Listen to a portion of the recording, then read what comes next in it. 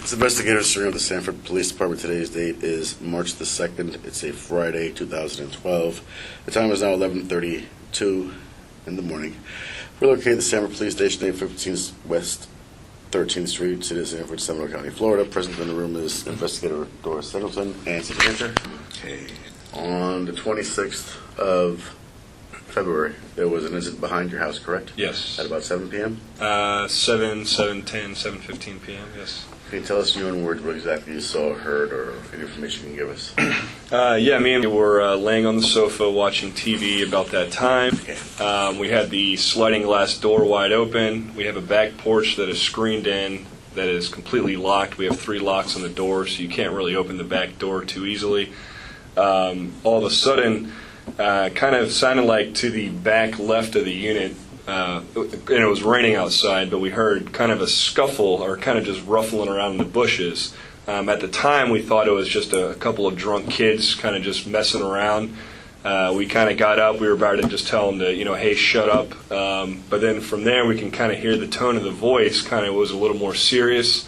Probably about 20 seconds later, you started to hear more of a kind of tone in the voice, and you can hear how serious the voice was. And at that point, me and made it to the back of the townhome because our sofas are more right to where the sliding glass door is. We made it back to the kitchen, and at that point, it started turning into more of a help, and you can just hear the distress in the voice.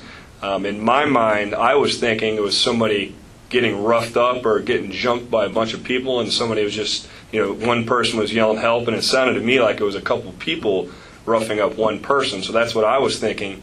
I was making it to the kitchen trying to grab a weapon or a knife and contemplating in my head if I was going to run outside or what I was going to do. After about 20 helps, at that point you just heard a pop, and then from there, I guess both of us kind of just, our minds kind of just, went a little nuts, and we kind of just took it upstairs, ran upstairs. I was already on the phone with the cops right from the get-go when we kind of started hearing before the helps, it was kind of with a ha-ha, she was already trying to call the cops. So we went upstairs until we kind of heard people in the background. At that point, I think I heard, somebody saying, "Oh, I've got a gun, I've got a gun. Take my gun away from me." I don't know if it was a cop who was confronting him at that point or if it was a neighbor.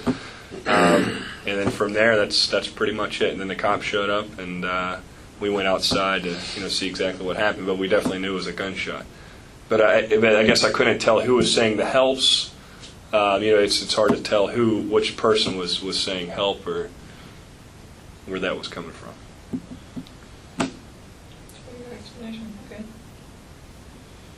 And when you went upstairs, you didn't look out?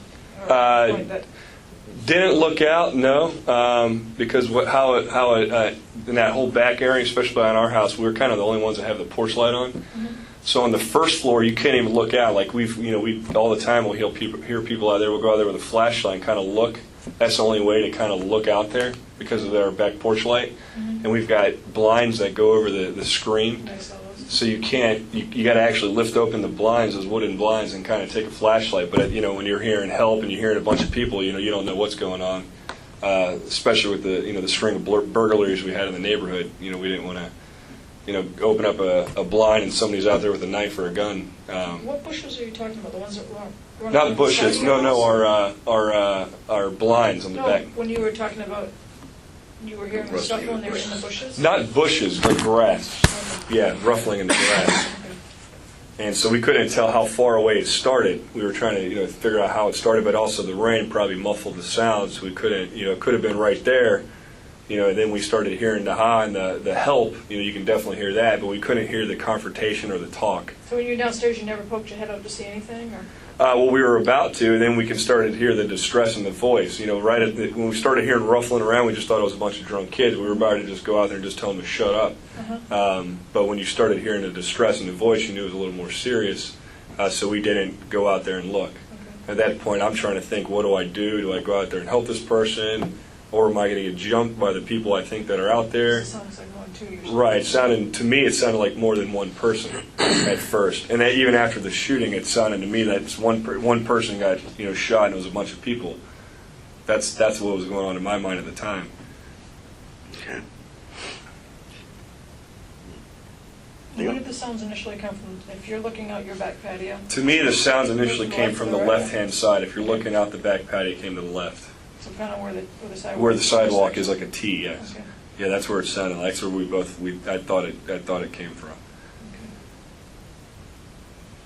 All right. Good, okay. I'm going to go ahead and conclude this interview. It's now 11:38.